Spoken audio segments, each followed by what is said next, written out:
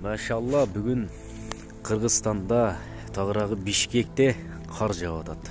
Аллахтын рахматы, Аллахтын берекеси, Аллахтын неаматы. Караңыздарчы. Көптөн бери мындай кар жаа элегиле. Азыр үйдөн көрүп, чыкты чейин бир аз майдалап калды. Болбосо аябай катуу жаап атат эле.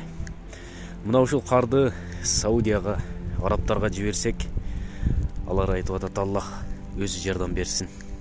Аллаху мустаан. Баягы бир жерге сел түссө, же болбосо өтө катуу жамгыр жааса, биз айтабыз го.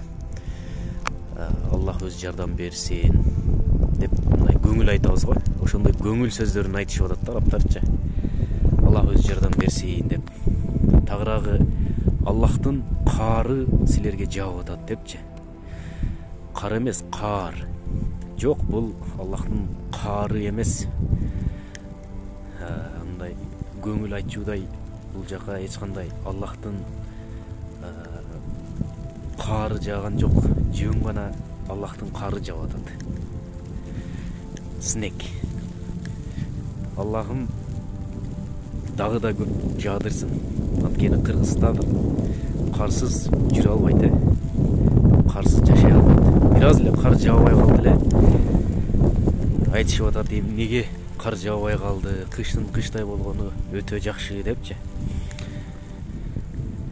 Ошо арабтарга дагы муну которуп жиберип коеюнчу. Бул Аллахтын кары эмес, бул кар деп эле. Иншалла баары жакшы болот. Өтө сонун.